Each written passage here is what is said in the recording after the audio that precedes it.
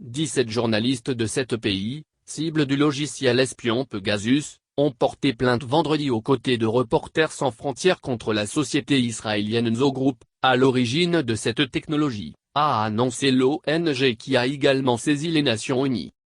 Ces journalistes, victimes potentielles ou avérées du logiciel de surveillance, se sont joints formellement à la plainte déposée par Reporters sans frontières, RSF, avec 2 journalistes franco-marocains, Mati Monjib et Omar Brouksi, auprès du parquet de Paris le 20 juillet, précise l'association.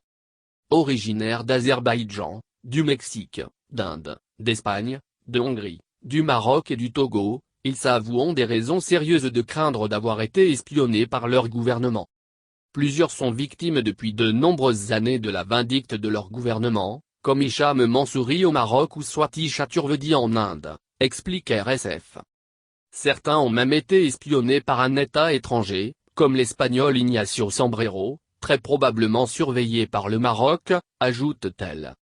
Une enquête publiée à partir du 18 juillet par un consortium de 17 médias internationaux a révélé que le logiciel Pegasus, conçu par l'entreprise israélienne Zo Group, aurait permis d'espionner les numéros d'au moins 180 journalistes, 600 hommes et femmes politiques, 85 militants des droits humains ou encore 65 chefs d'entreprise de différents pays.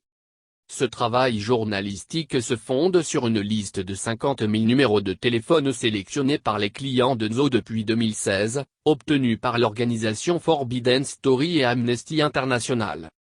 L'ONG de défense des journalistes indique également avoir saisi formellement les Nations Unies des cas de ces journalistes afin d'obtenir des explications de la part des États suspectés d'avoir eu recours à Pegasus pour espionner ces journalistes.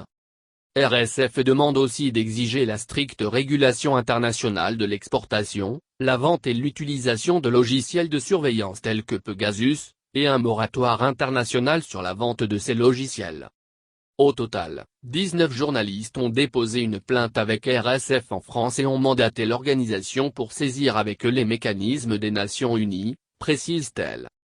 Ces plaintes s'ajoutent à celles déposées en France par Mediapart, Le Canard enchaîné et son ancienne collaboratrice Dominique Simoneau, devenue contrôleuse générale des prisons, le Syndicat national des journalistes, SNJ, et l'ONG Gulf Santé for Human Rights, GCHR.